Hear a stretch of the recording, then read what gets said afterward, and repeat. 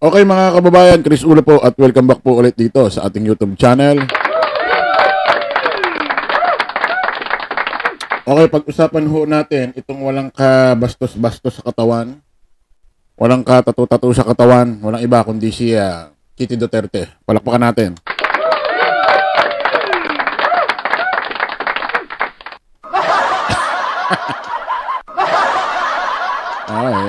Baka magreklamo ka pa, Ma'am Kitty, ha? Ganda ng introduction ko sa'yo. Okay, mga kababayan, mga ka-analyze, viral trending ho sa mundo ho ng Facebook kahapon, yung nangyari hong pagpunta or paglusob ng mga supporter ni Digong. Mga, ano lang naman siguro, mga ilan-ilan, mga kakarampot na supporter ni Digong. Excuse me. Nagpunta ho dyan sa bahay ni dating Pangulong Rodrigo Roa Duterte. Oho. Kasi may pinapakalat ho, itong si Kitty Duterte, na kung saan, re-raid din daw ng mga kapulisan, or lulusubin ng mga kapulisan, yung bahay ng tatay niya, si dating President Rodrigo Roa Duterte. Ay, kung matatandaan nyo, 2 buwan na nakakalipas, may ikinalat din ho ito si Kitty Duterte. Nare-raid din ng mga pulis, lulusubin yung kanyang bahay ng kanyang tatay. Oh. Pero wala naman hong nangyari nun. Hanggang sa nalaos lang yung istorya. Ito ho kahapon, may pinakalat na naman ho ito si Kitty Duterte na kung saan lulusubin, re-raid din daw ng mga kapulisan itong bahay ng tatay niya, si dating Pangulong Rodrigo Roa Duterte. Namandarang oras, wala na namang nangyari. Nanawagan sa taong bayan doon sa lugar nila, yung mga vlogger din na magpunta doon, bantayan daw yung bahay ng tatay niya. Nakakapagtaka dito mga kababayan, sino ba si Kitty Duterte? Na kung saan, bakit nagkakaroon siya ng ganitong, dinaig pa si BP Inday Sara, dinaig pa si Baste, dinaig pa si Pulong, na talagang nasa ahensya ng gobyerno. Siya lagi ang nagkakaroon ng intel na lulusubin yung bahay ng tatay niya. Anong meron? Anong meron kay Miss Kitty Duterte na nagkakaroon ng ganitong intel? Linag pa yung mga nasa gobyerno. Ano ba yan? Ano na namang diskarte ito? Ito mga kababayan, ay nako, mukhang mananagot. Etong si Kitty Duterte, mukhang makakasuhan. Mukhang makukulong itong si... alam niyo naman mga kababayan, itong ating ahensya ng gobyerno, mapa PNP, especially itong National Bureau of Investigation. Nakatutok ho sa mga fake news. Especially laban ho sa gobyerno. Pinapakalat ho ni Kitty Duterte, nalulusob daw ang kapulisan, mangre-raid daw. Ahensya ng gobyerno yan. Ano yung pakinggan nyo? Ano sabi ng Philippine National Police? Excuse me po. Itinanggi ng Philippine National Police or PNP na may operasyon sila sa bahay ng Davao City ni dating Pangulong Rodrigo Roa Duterte. Actually may video yan mga kababayan. Pakinggan ho natin si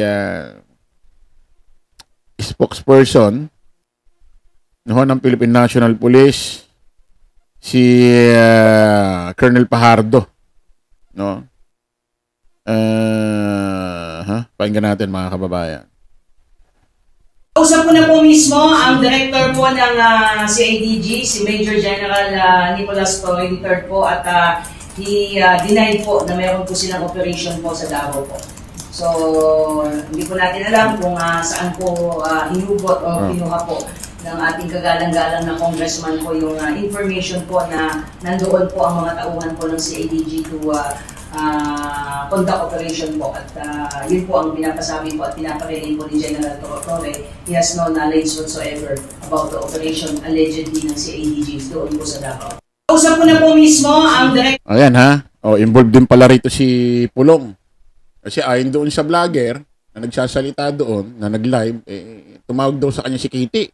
Takot na takot daw.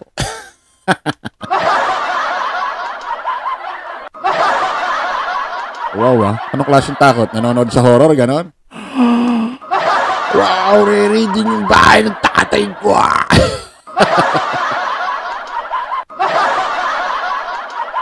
Ay, maliwanag ho mga kababayan, ayon ho rin siya sa tagapagsalita ho ng Philippine National Police na si Ma'am Kernel Pajardo. Wala ho itong katotohanan according ho kay Director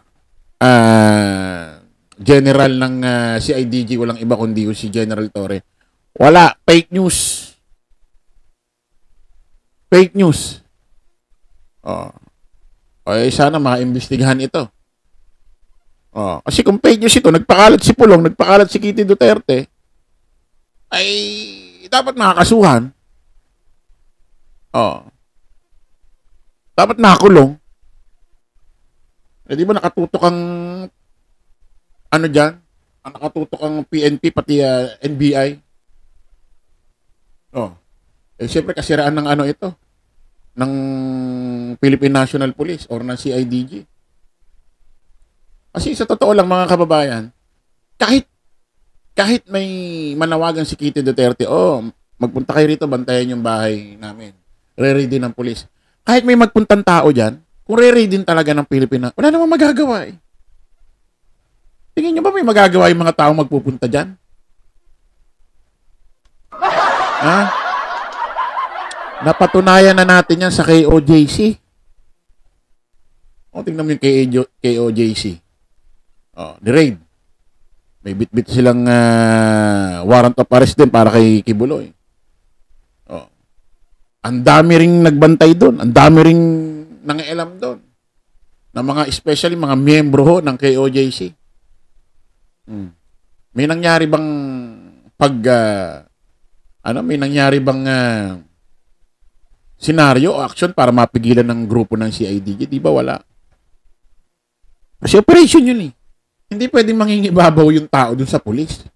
Pulis ang mangingibabaw doon sa lugar, sa tao. Kaya kahit manawagan niya si Kitty Duterte na magpunta kayo rito, wala rin kwenta yan. Sa totoo lang,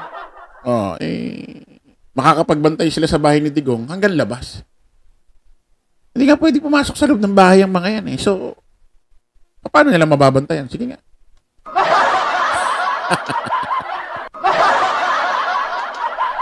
Kasi kagabi may mga nagpo-post eh. Yes, Rowan, dito kami, babantayan daw nila yung bahay ni Tatay Digong, kahit anong mangyari, di raw sila aalis doon. Hanggang saan nyo pwede bantayan? Ha? Hanggang saan? Ha? Hanggang bakuran? Hanggang doon sa may mga paso? Hindi nga kayo pwede pumasok dyan sa loob. Hanggang labas nga lang kayo dyan. Di ba? Paano nyo mababantayan? Ay, nako. Dito mo malalaman kung ano level ng mga utak nitong mga to eh.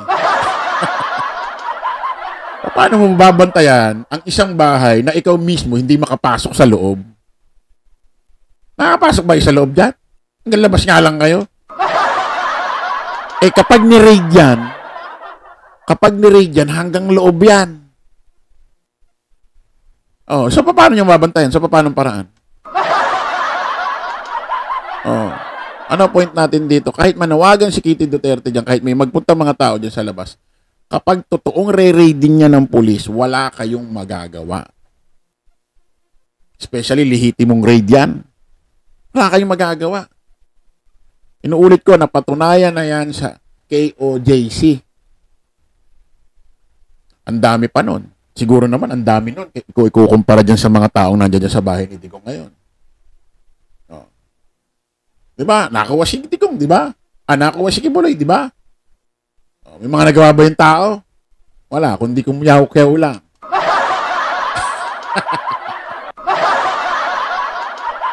Huwag na kayong magpiling, huwag na kayong magpiling na, yan?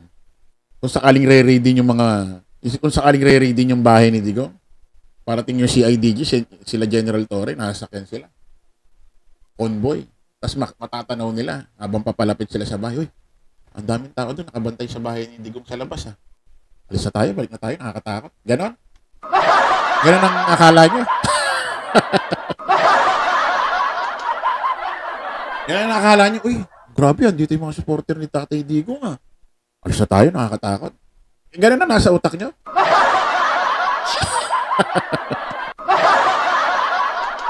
Talagang ano na kayo, ano, sa bagay, lutang na eh, no?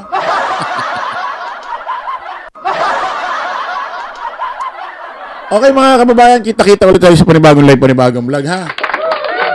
Alam po, pagsamantalangin yung lingkod of Chris Ulo, lagi natin tatandaan doon, follow the majority, follow the right way. Maraming salamat, kita-kits po tayo ulit. Bye-bye po.